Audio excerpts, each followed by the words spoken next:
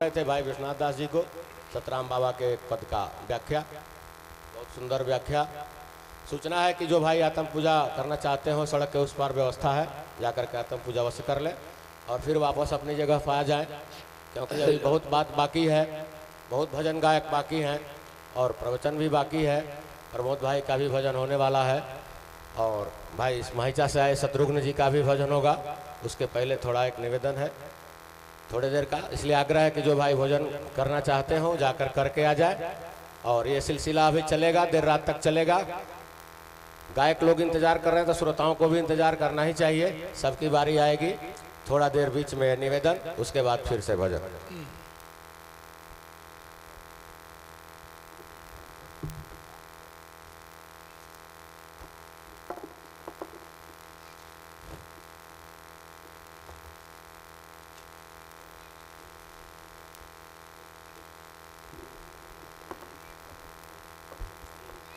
Hello,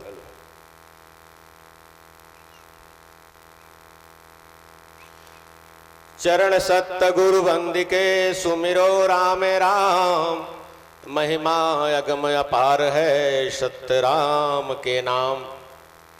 सतगुरु की चरणों में वंदना करते हुए निवेदन है, सतराम बाबा ने अपने ग्रंथ भजन सुमिरनी में लिखा है रामचरितमानस की कथा अपने पद के माध्यम से। श्री रामचंद्र जी की सीता जी की कथा यानी कि एक रामायण महाराज जी के ग्रंथ के भीतर भी है। भाइयों से आग्रह है कि गाने का अभ्यास इसका भी करना चाहिए। कोई भाई गाते नहीं हैं तो हम गाए नहीं हैं, गाने के लिए नहीं आए हैं, उसमें का कुछ एक अंश पर आप सबका ध्यान आकृष्ट करना चाहते हैं कि हम लोगों को इस पर विचार करना चाहिए। जब राम कथा के अनुसार केवट नाव नहीं लाता है और नाव मांगी जाती है और मांगी नाव न केवट लाना, इसी पर थोड़ा सा हम लोग चर्चा करें और अपने अपने जीवन में इसको घटाएं। यानी अंतरांग में और बहिरांग में जो बातें हैं, बाहर जो हम सुनते हैं उसको अंतरांग में घटाएं। जो भी दृष्टांत जीवन में हम लोग को सुनने को मिलता है, अभी हम लोगों ने भाई विश्वनाथ दास जी से सुना, अपनी अपनी टेस्ट कीजिए कहाँ पर हैं, हम कहाँ तक पहुँचे। सतराम बाबा ने तो सारी बातें बता दी, लेकिन किसने कितना पकड़ा। सत्यराम एक अंतर्जामी, अंतर की बात तो वही जानते हैं, बाहर से हम लोग कोई जान नहीं सकते, अपना भी नहीं जान सकते ठीक से, लेकिन कुछ कुछ तो अपनी बात समझते हैं, इसलिए अपनी अपनी बात तो घटानी चाहिए। सतराम बाबा ने लिखा बीच से ही है कि लखन से ये संग बन गए, पहुंचे सुरसरी तीर, और नाव मांगे नहीं लावता बार बार रघुवीर। राम सीता और लक्ष्मण वन गमन के दौरान नदी के तीर यानी सुरसरी गंगा नदी के तीर पर पहुंचे तो पार जाने के लिए उन्हें एक नाव की जरूरत थी और केवट से मांगते हैं तो ले नहीं आता है। आप सब जानते हैं, तुलसीदास जी ने लिखा, रास्ते में ही लिखा कि उभय बीच सिय सोहत कैसे, ब्रह्म जीव बीच माया जैसे। आगे आगे ब्रह्म जा रही हैं, पीछे पीछे जीव जा रहा है और बीच में माया सीता रूपी माया जा रही है। यानी ब्रह्म भी है, जीव भी है, बीच में माया भी है और एक चौथा जीव भी है केवट। लेकिन केवट थोड़ा मर्मी है, मरम जानता है। सतराम बाबा ने लिखा रामचरितमानस में भी है कि केवट मरम जानता था। किसका जानता था? ब्रह्म का मरम जानता था, साकेत बिहारी का मरम जानता था, लेकिन जानता तो था। तो इसको इस दृष्टांत के माध्यम से हम लोग अपने अपने जीवन में इसको घटाएं कि साकेत बिहारी राम ने जब नाव मांगी तो केवट इनकार कर दिया, कहा कि जानू मरम कहत मुस्काया। मांगी नाव न केवट लाया और जानू मरम कहत मुस्काया। मुस्कुरा के कहता है कि आपका मरम मैं जानता हूं, नहीं ले आऊंगा। तो कारण क्या है? जब ब्रह्म राम, यहां समझ लें हम लोग कि राम रूपी ब्रह्म, सीता रूपी माया, लक्ष्मण रूपी जीव यहां विराजमान है और एक चौथा जीव भी है जो थोड़ा अलग है, थोड़ा मरम जानता है। तो उसकी बात थोड़ी अलग होगी। और कर्म भक्ति का बखान करने वाले जीव लक्ष्मण की बात अलग होगी, माया रूपी सीता की बात अलग होगी, और सबको जानने वाले ब्रह्म की बात अलग होगी। चारों आपस में बात करते हैं, लेकिन बातों पर ध्यान दें किसने क्या कहा। दत्तराम बाबा ने लिखा बहुत सुंदर कि मन में राम बचन में आना, और रीझे राम जान ही जाना। मन में राम है उसके, लेकिन वचन में नहीं है। तो इस बात को कौन समझता है? तो राम समझते हैं इसको। ब्रह्म रूपी राम जब वहां बैठे वो इस बात को समझ रहे हैं, लेकिन बाकी जो दो व्यक्ति हैं वो नहीं समझ रहे हैं। जीव नहीं समझता, माया नहीं समझती। क्यों? क्या कह रहा है? उसकी बोली अटपट है, लेकिन भीतर में नाम है। हमारे भीतर भी अगर नाम है तो बाहर की बोली से कोई खास फर्क नहीं पड़ता।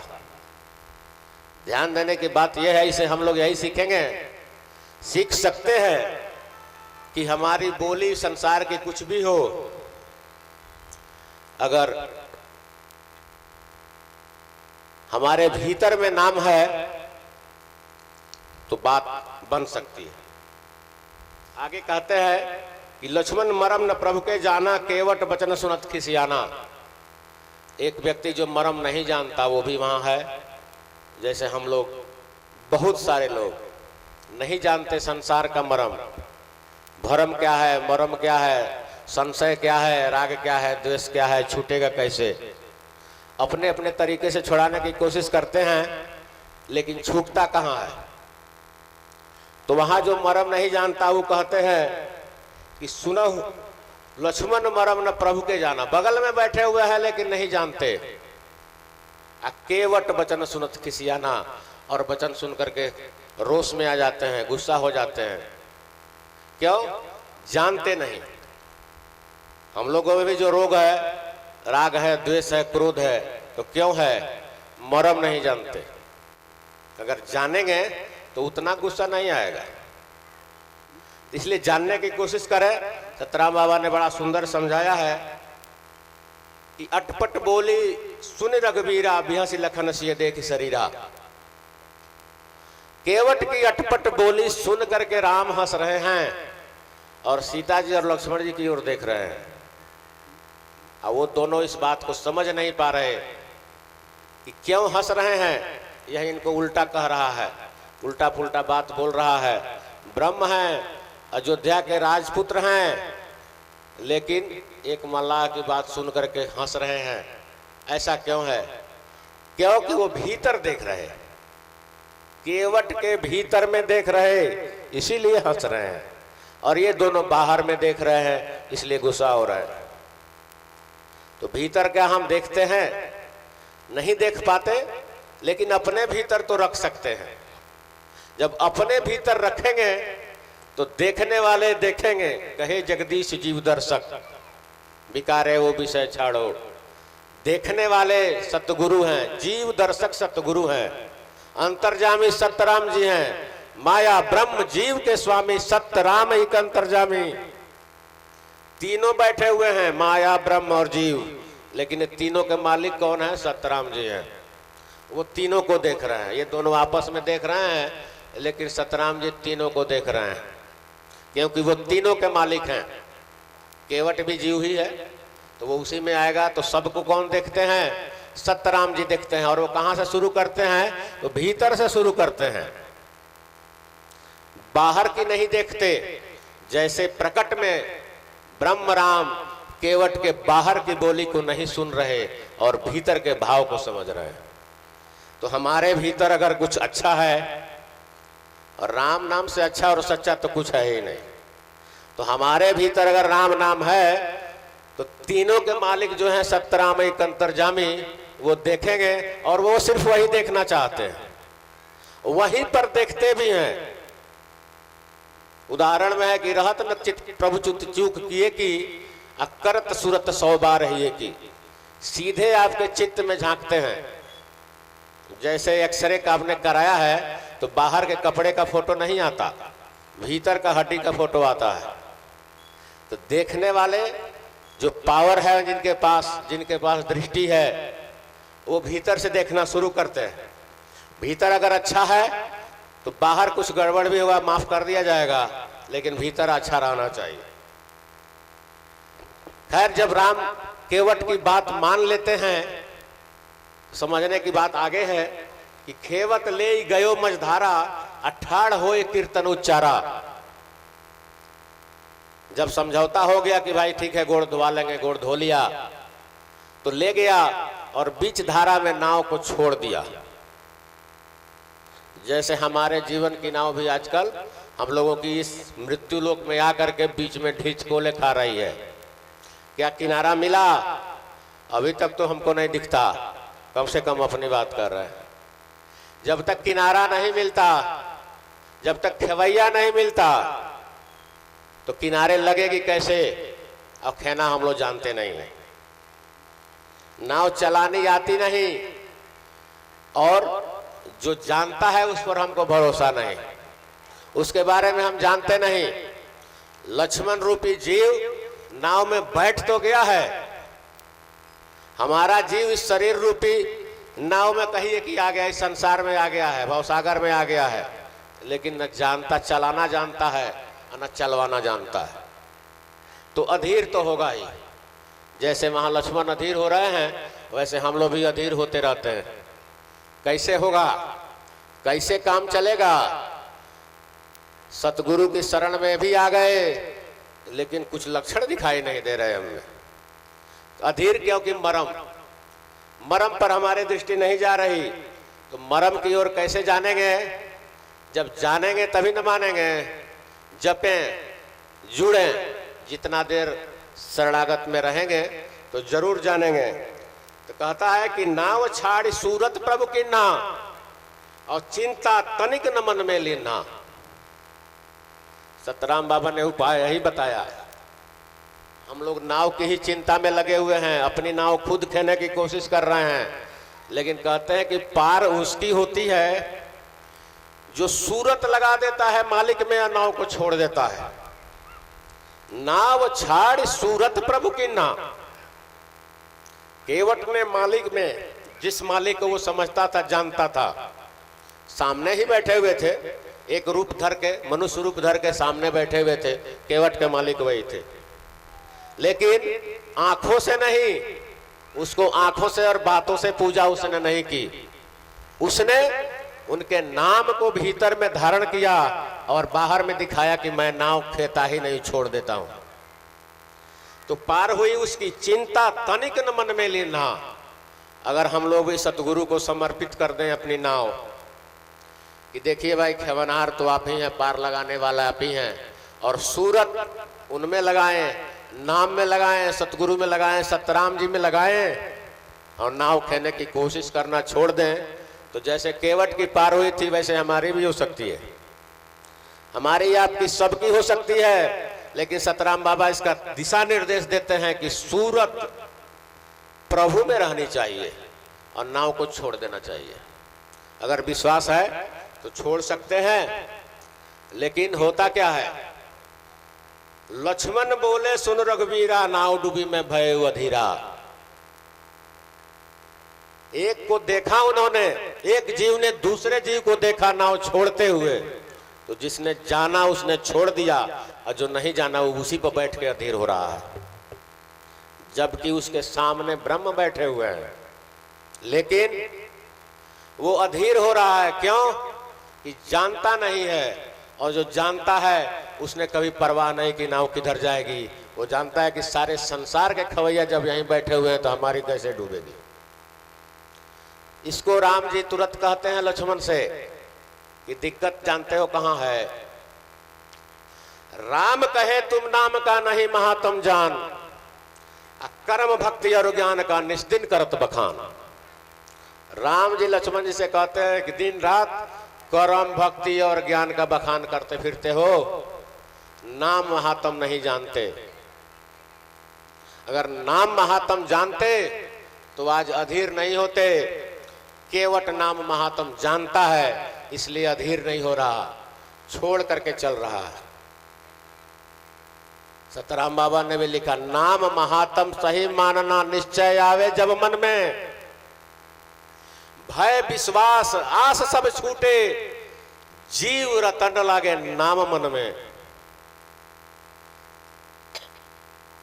नाम का महात्म जब जान जाएंगे, आज कल से आज तक नाम की चर्चा है, 27 घंटे नाम का जप हुआ, तो क्या हुआ? कुछ लोग जानते हैं इसलिए करते हैं, कराते हैं, कुछ लोग सुनते हैं, देखते हैं, लेकिन जो जानते हैं वो सत्याराम बाबा के सूत्र को पकड़ते हैं कि ऊंचा स्वर में गान करो, मन इधर उधर नहीं जाता है, तब प्रेम प्रभु के चरणों में धीरे धीरे लग जाता है। तो आपने देखा होगा ऊंचा स्वर में गान करते हुए कुछ लोग कल से आज तक ऊंचे स्वर में गान कर रहे थे, सतराम बाबा के आदेश पालन कर रहे हैं, तो ज्यादा पढ़ने की समझने की उनको जरूरत नहीं पड़ेगी, एक दिन लग ही जाएगा। और संतराम बाबा कहते हैं कि धीरे धीरे लग जाता है, जल्दीबाजी ना कीजिए, लगे रहिए, लग जाएगा। तो जो नहीं जानता वो अधीर होगा, और जो जानता है उसको विश्वास है वो अधीर नहीं होगा। तो लक्ष्मण रूपी जीव अधीर हो रहा है, और केवट रूपी जीव निश्चिंत है। तो मरम जानने के लिए नाम का जाप करें, नाम से जुड़ेंगे, संत शरण में रहेंगे तो निश्चित जानेंगे। आगे कहते हैं, राम बाबा ने लिखा, राम जी लक्ष्मण जी से कहे कि मेरी महिमा जानत नाही, ताते सूरत केवट माही। मैं तुम्हारे सामने बैठा हूं लेकिन तुम मेरी महिमा नहीं जानते, और केवट की ओर देख रहे हो, और तुम्हारी सूरत भी केवट में ही है, इसीलिए डर रहे हो। केवट महिमा जान हमारी, जपत नाम सब काम विसारी। एक नाव पर 4 व्यक्ति सवार हैं, लेकिन चारों की स्थिति अलग अलग है। एक है जो एक को जानता है, और एक है जो सबको जानते हैं, और एक है उसमें बीच में जो किसी को जानने नहीं देती हैं, और उनके बगल में जो बैठा हुआ है वो इन्हीं की वजह से जान नहीं पाता है। ब्रह्म सबको जानते हैं, माया ब्रह्म और जीव के बीच में है, उन्हें जानने नहीं देती हैं, इसलिए लक्ष्मण रूपी जीव कुछ जान नहीं पाता। लेकिन जिसको सतगुरु शरण मिला, जिसको ज्ञान मिला, जिसको उपदेश मिला, तो वो सबसे पहले क्या छोड़ेगा?